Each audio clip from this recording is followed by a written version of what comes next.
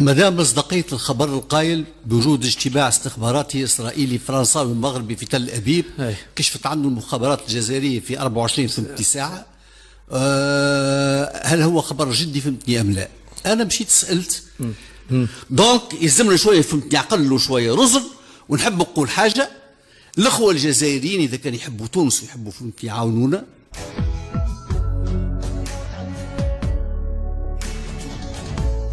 بهذه العبثية هي محاولة تفسير العبث أو محاولة تفسير الماء بالماء. العبث عبث ما تلاقيش تفسره.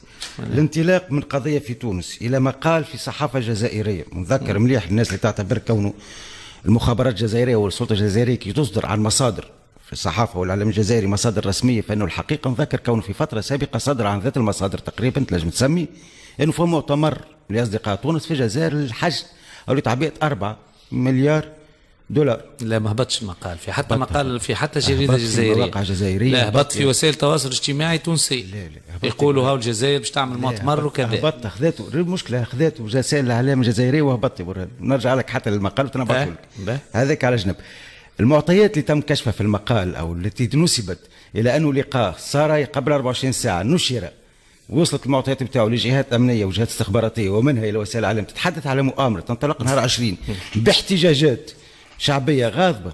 راهو محاولة، عرفت انه المطربش تصب وكان صبت هاني صحبت وكان ما صبتش صحبت عد، لانه مساله يعني الاحتجاجات راهي الاحتجاجات باش تصير، لانه الوضعيه الاقتصاديه والاجتماعيه مترديه في تونس وامكانيه تصير احتجاجات وارده ما تحتاجش فلسفه. باش نسالك انا هاو الربط اللي حاجتي به، مش انك تمن بوجود هالمؤامره وما تمنش، لا، هل تعتبر أنه الإيقافات اللي في علاقة بقضية أمن الدولة هذه أو قضية أمن الدولة اللي تفجرت البارح عندها علاقة بالطرف الجزائري وإلا لا؟ قد يكون هناك علاقة. أنا ما نؤمنش بالارتباط المباشر لسبب بسيط، أما نؤمن بالآتي: نعرف النظام اللي عندنا ونعرف رأس السلطة ونعرف كيفاش تفكر السلطة حاليا، ولينا تقريبا عارفين كيفاش تفكر انه او عارفين، وممكن نجيب زاد قد منا تصور جميل انه يتم اعتبار الجانب الجزائري ما ياتي من الجانب الجزائري من معطيات او من تحذيرات هو الحقيقه المطلقه. بكري شرط عملت مقارنه ما بين تقرير الاستخباراتي نتاع الولايات المتحده الامريكيه في CIA حول امكانيه الاغتيال الابراهيمي نهار 25 جويلية وتفاصيله، وما بين هذا وقت اللي بعث الامريكان بعث التحذير انه عندها معطيات استخباراتيه تم عن طريق الرصد تحذر انه فما المجموعات ناويه تغتال كذا كذا. الدوله التونسيه تعاملت معاها باستخفاف، الاستخفاف هذاك ما نحبوش.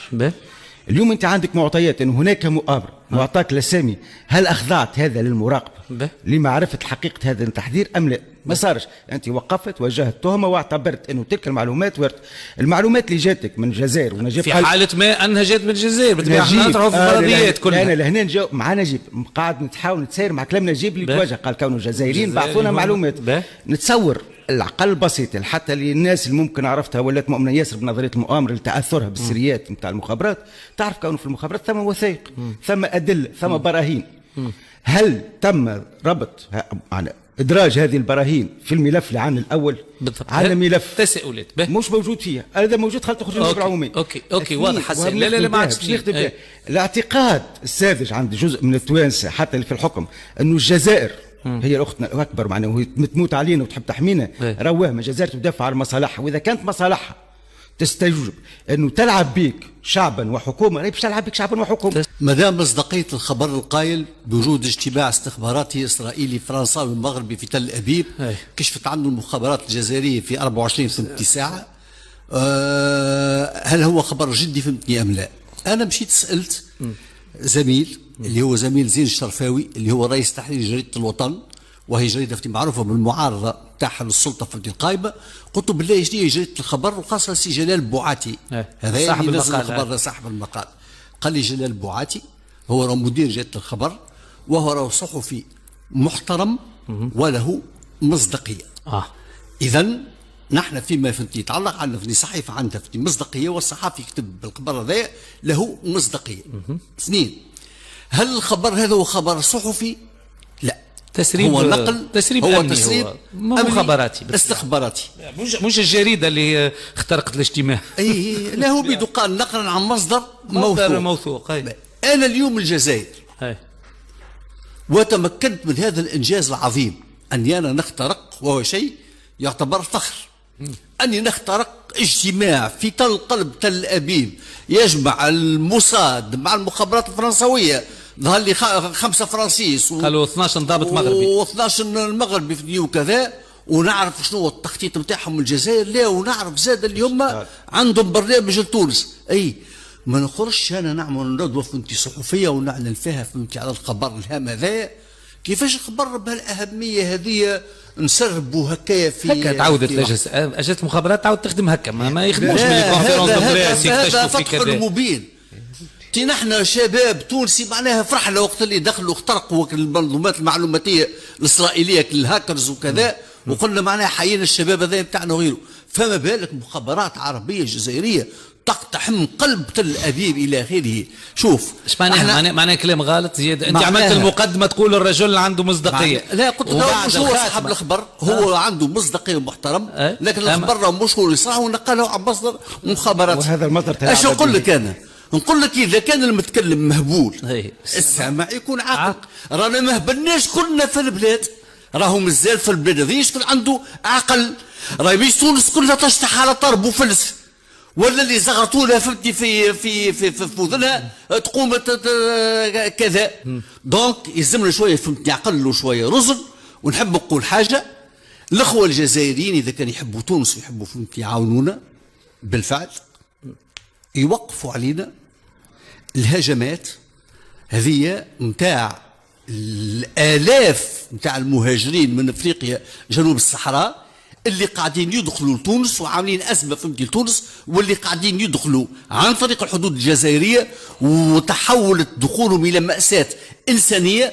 لانه مش الناس اللي يموتوا في البحر بركه وهم يبحثوا على حلمه، وانما الناس قاعده تموت على الحدود، يدخلوا من القصرين وقاعدين يموتوا في البرد وفي المطر. اليوم باش نقول بكل اسف فهمتي الكلام هذا، نعم. مع حبي للجزائر ثوره وشعب واللي تحب انت، قيس سعيد جعل تونس رهينه للوصايه الجزائريه. نجيب كيف ترد؟ البارح شوف اعطيني زاد على الاقل مثال، اعتبرني انا مهبول نحب نفهم. صار اللقاء البارح في اسرائيل بين مخابرات فرنسيه مغربيه واسرائيليه. عرفنا العدد، عرفنا مضمون اللقاء، وعرفنا كيش صار فيه والتخطيط نتاعو. في بعد اقل من 24 ساعه كان منشورا في وسائل الاعلام. اعطيني انت مخك كيفاش اختراق بهذا الحجم العظيم لمخابرات يتم التضحيه به للنشر في خبر في وسائل الاعلام. ايش يعمل؟ شو ايش انا نجيبوا خي عاد كان يا بتاع المخابرات ما نفهموا يعملوا ندوه صحفيه. ايش يعمل؟ لا يعملوا يخرجوا الطبال يعملوا ندوه هنا طيب يا نجيب لا يعملوا ندوه صحفيه، لا يخرجوا الاخبار. راهو كي توصل تخترق بهذا الحجم شوفوا على شكون معملين الداخل باش يثيروا هذا وخرجوا كلا ما شاف. يا حبيبي يهديك ربي، ما سمعتك طلبت دقيقة كاملة خذيتها وحكيت فيها وغنيت عملت عزف منفرد. راه واحد وصل اخترق المخابرات الإسرائيلية واخترق اجتماع بهذا الحجم تاع مخابرات. أنت حست الجزائر كي اخترقت إسرائيل تفرح تو أنت شو مقلقك؟ توصل تقول لي يا حبيبي سمعت هذاك ولا غالب يعني والله وصلت. أنت حس العيد ايش بتقلق؟ والله غريب. أنا نتقلق على غالب، ما نجمش نحمل البهامة حاشاك. قال كذا هو بالنسبه لي حاجه ما يقبلهاش العقل. شوف مخابرات معناها صرفت وعملت باش تخترق اجتماع، تضحي بالمجهود هذاك الكل وتعلن انها اخترقت. هاو سؤال بسيط، واحد اخترق منظمه موساد باش يجي بعد والله انا اخترقت الموساد باش اخويا الغايه شنو مالها؟ الغايه شوف في رايك الغايه في رايي بسيطه. الجزائر اليوم فما موجه من المقالات عرفت قاعد تهبط عليها تنتقد في وضعيه الحقوق والحريات. بطبيعه الحال الجزائريين او منطقه المؤامره اللي ولينا نحن زاد كيف متبنين وبكل حب وود. اول حاجه تعملها كيف مؤامره. شكون العداء؟ فرنسا باعتبارها الطرف الاستعماري، نعم.